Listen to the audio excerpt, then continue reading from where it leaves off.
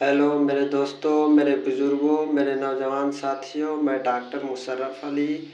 मैं आज आप लोगों को सामने एक बढ़िया बहुत ही बेस्ट होम्योपैथिक दवा बताने वाला हूँ जो कि काम करता है बुखार में।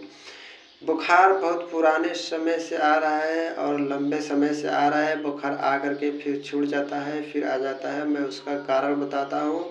बुखार आता क्यों है, फिर चला जाता है। बुखार कितने प्रकार का होता है, मैं आज आप लोगों को लक्षण बताना चाहता हूँ।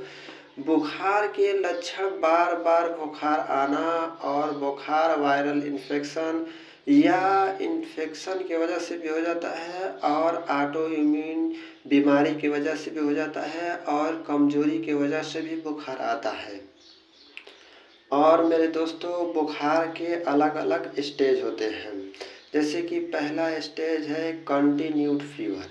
यह बुखार थोड़ी देर के लिए आता है फिर चला जाता है, इसमें कोई डरने की बात नहीं है।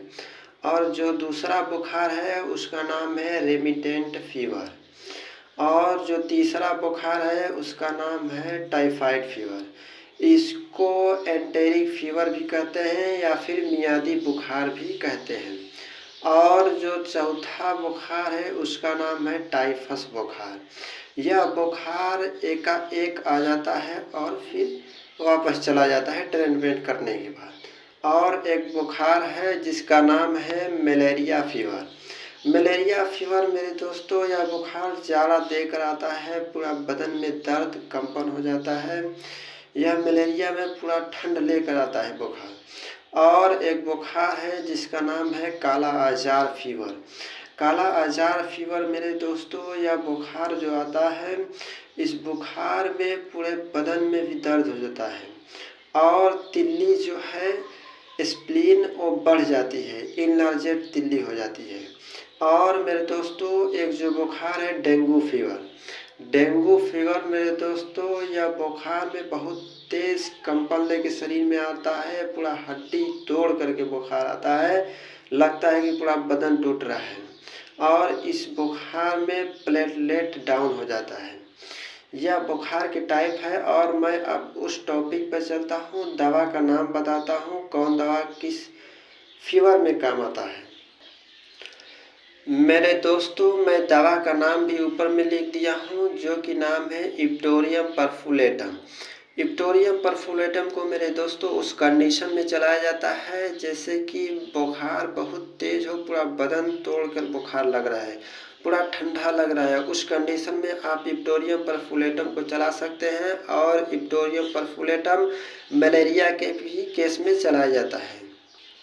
और मेरे दोस्तों, जो दूसरा का दवा का नाम है वो है ब्रायोनिया।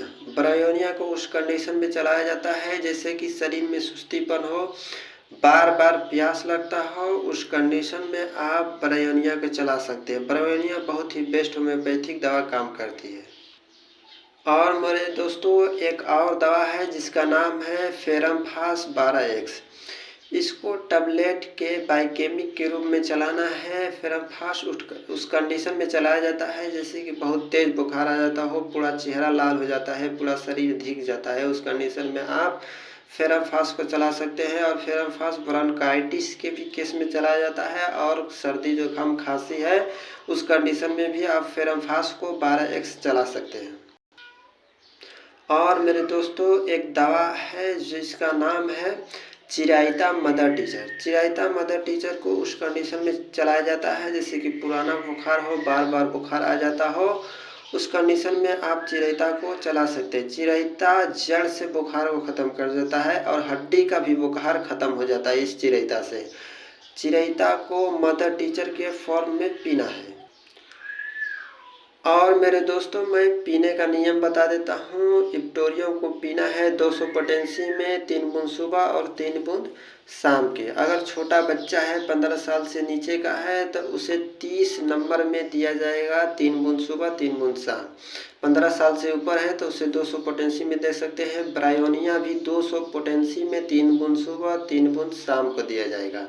और फेरमफास 12X को दिया जाएगा 4 टैबलेट सुबह, 4 टैबलेट दोपहर में, 4 टैबलेट शाम को दिया जाएगा। और जो एक आखिरी दवा है चिरायता मदर टीचर। चिरायता मदर टीचर को दिया जाएगा 10 बूंद 3 टाइम पानी में डाल करके पीना है, सुबह दोपहर शाम। आधे कप पानी में डाल करके 10 बूंद सुबह, 10 बूंद दोपहर में, 10 बूंद शाम को पीना है, चिरायता को मदर टीचर की फॉर्म में। मेरे दोस्तों, आप लोगों को कोई भी परेशानी हो मुझसे पूछ सकते हैं। मेरे चैनल को सब्सक्राइब करके मुझसे लाइव आ सकते हैं। कोई भी दिक्कत हो मैं आपके साथ हूँ हमेशा। आप मुझसे पूछ सकते हैं, मुझसे कांटेक्ट कर सकते हैं, मुझसे कोई भी सवाल पूछ सकते हैं। कोई भी बीमारी हो मैं बताने के लिए आप लोगों को हमेशा तैयार हूँ।